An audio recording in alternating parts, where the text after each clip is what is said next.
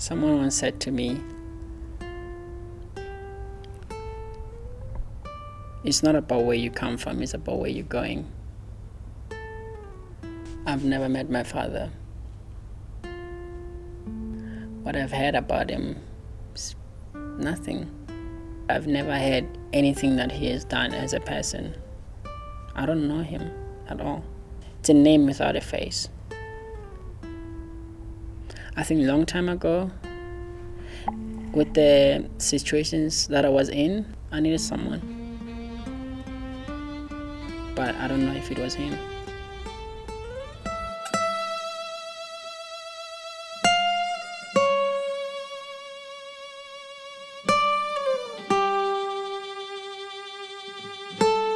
I was born in Alexandra. Then I moved to Limpopo after my mom passed away. I was in my house, they sold alcohol. So one of the drunkards who was in the house didn't want to leave and it was late. So she tried to walk the guy outside. The guy went outside and she was inside. The guy stabbed her and closed the door and she fell inside. Then she bled to death. I was 1.5 years, that's when she passed away. The family burial site is in Limpopo. So we moved there to bury my mom. Then my grand decided to then stay there since Alexandra is not a safe place. With my grand, it wasn't that of a desirable life. My grand managed to make her own bricks, so they were enough to build a one-room house. It wasn't strong enough to stand the wind. In the morning, when I came back home, it was windy. The shack was on the floor. And the first thing that came to my head was that my gran slept in that house.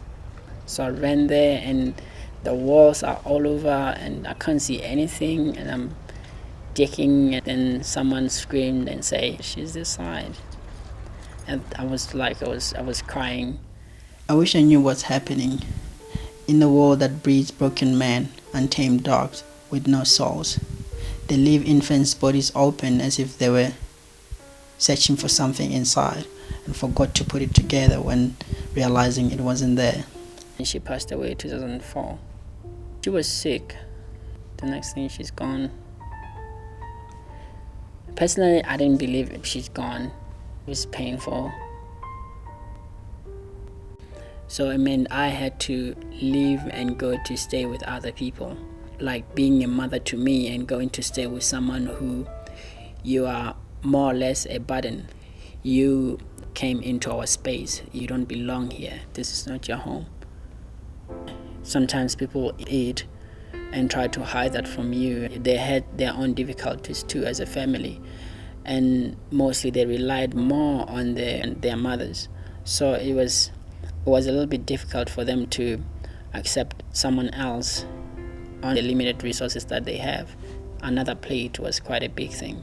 I mean, as a child, it was difficult to say it that way because it was in my face almost every day. And sometimes you can see loaf of bread going through a window while people are claiming that they don't have food. And despite the limited resources, that was not a good reason for not to give someone like a piece of bread or whatever. So it was hard. I mean, as much as me and my grand didn't have anything, it was better to stay with her.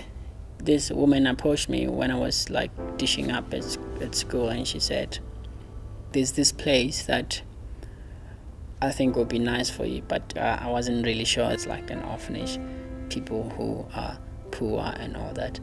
It was difficult to accept it as much as I looked like the poor person.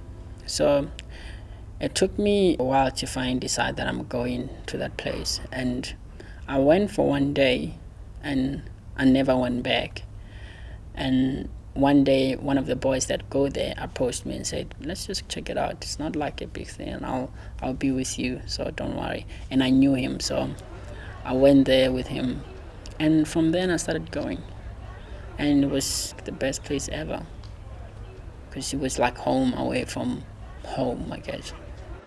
The warm welcomes from everyone there, the mothers that cook and the founder of the place. It's like you are all the same. You're all my children. How can you hold your ground when everyone around you want to bury you beneath it? You have to believe they were wrong. I went to Alexandra for holidays after writing my exams. And when the exams results came out, I was in Alexandra, and the orphanage called me and said, Tabiso, you have to come back home. Then I went back home. They said, okay, the results are here. You have done well. What is the plan? You have to do something. But on my way back to Alex, the taxi passed by Wits University. Then I stopped there. I did it. And the next thing is I'm registered for Wits. I mean, to think about the fact that I'm just a boy from Limpopo, rural areas, and also not having money on top of that, because I managed to save up some money from the government. So I used that to travel from Alexandra to Wits every day, which was a little bit expensive. And whenever the orphanage can, they send me money to travel. But then at around March, the money was finished and the orphanage couldn't send me money anymore because they have children there to take care of too. So I'll sleep in the library the whole time. I didn't take a blanket. I remember I had a big jacket and I'll just put the chairs together and I'll just put that jacket on top of me. There's this thing called Chelsea Bunny. I had that for a day. And when I really didn't have money, and I was confident enough to ask my friend for food, I'll go to his place to eat. Sometimes it's just to spend the night hungry. And the next morning you'll find something to eat, hopefully. It was a life-changing experience. As much as spending all these times in the library, at the end of the first semester I failed everything but one. And I've never failed in my life. That was the first and the last time I failed anything. And also at the same time, my fees are not paid, and I keep on getting this email saying you're facing exclusions and you must pay your fees. So the only option I had was to tell someone about what's happening to me. And I thought I was emailing my psychology lecturer, but then to find that I'm emailing my psychology course coordinator. And yeah, I told her my story and she said, come and see me. We have to fix this. It took me a week to finally to go to her office and see her. And one day I wasn't gonna get in and she was like, hey, you, do you want me? I was like, yeah. She's like, how can I help you? Then I said, my name is Tabiso. Then exactly after that, my life changed.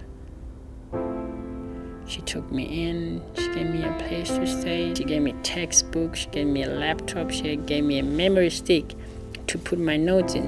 And I passed my first year, and I passed my second year, and my third year. And now I passed my honors with 4 distinctions. It's not about where you come from, it's about where you're going. I didn't even dream about it, that one day I'll go to university. I'm happy with what I have. But nothing is perfect. That's the theory of my life.